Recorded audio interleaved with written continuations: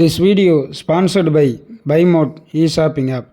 அனைவருக்கும் ஆரூர் புகழேந்தியின் அன்பு வணக்கங்கள். நாம் நம்மளுடைய யூடியூப் சேனலில் தொடர்ந்து நிறைய கதைகளையும் உண்மை சம்பவங்களையும் பார்த்துட்ருக்குறோம். அந்த வகையில் இன்றைக்கு ஊட்டி என்று சொல்லக்கூடிய உதகமண்டலத்தில் 1950களில் தொதுவர் அப்படிங்கிற பழங்குடியின மக்கள் வாழ்ந்து வந்தாங்க. அந்த தொதுவர் இன மக்கள் பார்த்திங்கன்னா பரங்கி புண் என்று சொல்லக்கூடிய ஒரு தோல் தொடர்பான நோய் ஏற்பட்டு நிறைய பேர் இறந்து போகிறாங்க. அதே 1950களில் அந்த தொதுவர் இனத்திலிருந்து ஒரு பெண் என்ன பண்ணுறாங்க அப்படின்னா லண்டனில் நர்ஸு வேலை செவிலியராக பணியாற்றுறாங்க. அந்த பெண்ணுடைய பெயர் இவாம் பில்ஜின் அப்படிங்கிறது அவங்களுடைய பெயர். இதை ஒரு கட்டுரை வாயிலாகத்தான் அந்த இவாம் பில்ஜின் தெரிஞ்சுக்கிறாங்க. தொதுவர் இன மக்கள் பரங்கி புண் நோயினால் பாதிக்கப்பட்டு இறந்து போய் ஒரு 700 பேர் மட்டும்தான் மீதம் இருக்கிறாங்க அப்படிங்கிற செய்தியை ஒரு கட்டுரையில் படித்து தெரிந்து கொண்ட இவாம் பில்ஜின் இந்தியா புறப்பட்டு வராங்க. அந்த காலகட்டத்தில் இந்தியாவினுடைய பிரதமர் மதிப்பிற்குரிய ஜவஹர்லால் நேரு அவர்கள் சென்னை மெரினா கடற்கரையில் நடைபெறக்கூடிய ஒரு கூட்டத்துக்கு வராங்க. அந்த பிரதமரினுடைய பாதுகாப்பிற்காக ஒரு பாதுகாப்பு வளையம் இருக்குது. அந்த பாதுகாப்பு வளையத்தையும் கடந்து போய் அந்த இவாம் பில்ஜின் என்று சொல்லக்கூடிய அந்த தொதுவர் இன பெண், என்னுடைய இனம் அங்கே உதகமண்டலத்தில் அழிந்து கொண்டு வருகிறது, அதனால் ஒரு மருத்துவர் குழுவை அனுப்புங்க அப்படின்னு ஒரு வேண்டுகோளை வச்ச உடனடியாக ஜவஹர்லால் நேருவும் என்ன பண்ணுறாங்க அப்படின்னா ஒரு மருத்துவர் குழுவை அவங்களோட அனுப்பி வைக்கிறாங்க. அந்த மருத்துவர் குழு அங்கே மலைப்பகுதிக்கு போய் அந்த தொதுவர் இன மக்கள் அவங்களுடைய வீட்டை என்ன பெயரில் சொல்கிறாங்க அப்படின்னா மந்து அப்படிங்கிற பெயரில் சொல்கிறாங்க. அந்த ஒவ்வொரு மந்திலும் இந்த மருத்துவர் குழு பென்சிலின் குப்பிகளோடு போய் அவர்களுக்கு ஏற்பட்டிருக்கக்கூடிய நோய்களை பரிசோதனை செய்து அதை சரி பண்ணுறாங்க. ஜவஹர்லால் நேரு இருக்கின்ற வரை ஜவஹர்லால் நேருவோடு எந்த ஒரு உதவியாக இருந்தாலும் தொலைபேசியில் கேட்கக்கூடிய அளவிற்கு இவாம் பில்ஜின் ஒரு மதிப்புமிகு ஒரு பெண்மணியாக உயர்ந்திருக்கிறாங்க. ஆனால் ஜவஹர்லால் நேருவினுடைய காலத்திற்கு பிறகு ஒவ்வொரு கோரிக்கைகளுக்கும் அவங்க பார்த்திங்கன்னா போராட வேண்டிய ஒரு இக்கட்டான சூழ்நிலை தான் இருந்தது.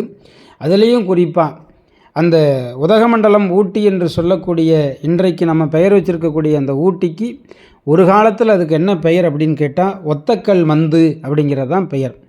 ஒத்தக்கல் மந்து என்று இருக்கக்கூடிய அந்த பெயரை தமிழ்நாடு அரசாங்கம் உதகமண்டலம் அப்படின்னு மாற்றப்போகுது அப்படின்னு சொன்ன உடனே இது எங்களுடைய இன மக்கள் வாழக்கூடிய பகுதி, அதனால் எங்களுடைய இனம் சார்ந்த பெயரில் தான் அந்த ஊர் இருக்கணும்னு சொல்லி உதகமண்டலம்னு பெயர் மாற்றக்கூடாது, ஒத்தக்கல் மந்து அப்படிங்கிற பெயர்லேயே தான் இருக்கணும்னு சொல்லியும் அந்த இவாம் பில்ஜின் தொடர்ந்து போராடினாங்க. ஆனால் அவர்களுடைய போராட்டங்கள் எல்லாம் நிராகரிக்கப்பட்டது.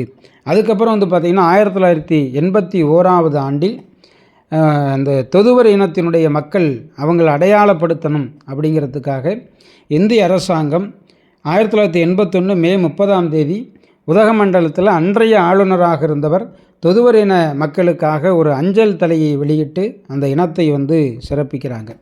அந்த தொதுவர் என்று சொல்லக்கூடிய இன மக்களினுடைய முக்கியமான பணி என்ன அப்படின்னு கேட்டால் பூத்தையல். நடிகர் அமிதாப் பச்சன் ஒரு முறை உதகமண்டலத்திற்கு வந்திருந்த பொழுது அந்த தொதுவர் இனத்தினுடைய சால்வையை வாங்கி பயன்படுத்தி அதை திரையுலகத்தில் கொண்டு போய் என்ன பண்ணுறார் அப்படின்னா ரொம்ப ஃபேமஸ் ஆக்கி விட்டுறார். அந்த இவாம் பில்ஜின் அதோடு மட்டுமல்லாமல் தன்னுடைய இனம் சார்ந்த மக்களுக்காக நிறைய போராட்டங்களையும் நிறைய அமைப்புகளையும் முன்னெடுத்து அந்த மக்களை எப்படியாவது காப்பாற்றணும் முடிவு பண்ணாங்க. அந்த இனத்தில் இருக்கக்கூடிய ஒரு 9 குழந்தைகளை எடுத்து அவங்க என்ன பண்ணுறாங்கன்னா வளர்க்குறாங்க. அந்த 9 குழந்தைகளில் ஒரு குழந்தையினுடைய பெயர் குமாரி அப்படின்னு பெயர்.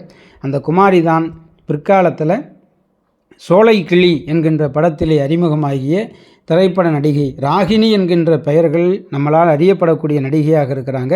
அந்த ராகினியை தான் முத்துராமனுடைய மகன் இருக்கிறார்ல கார்த்திக், அவர் திருமணம் செய்து கொண்டார்.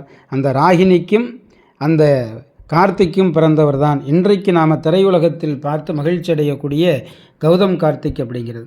ஒரு கதைகளுக்கு பின்னால் ஒரு சம்பவங்களுக்கு பின்னால் எத்தனையோ நபர்களினுடைய போராட்டம் அப்படிங்கிறது ரொம்ப முக்கியமானது. ஒரு இனம் அழியப்படக்கூடிய சூழ்நிலையில் இந்த இவாம் பில்ஜின் அப்படிங்கிறவங்க தன்னுடைய இனத்துக்காக போராடி இருக்கிறாங்க அப்படிங்கிறது தான் இன்றைக்கு நாம் தெரிந்து கொள்ளக்கூடிய செய்தி. கேட்கக்கூடிய கதைகளை கேட்கக்கூடிய நண்பர்கள் நம்மளுடைய யூடியூப் சேனலில் வரக்கூடிய எல்லா வீடியோக்களையும் ஷேர் செய்யுமாறு பணிவோடு கேட்டுக்கொள்கிறேன். நன்றி, வணக்கம்.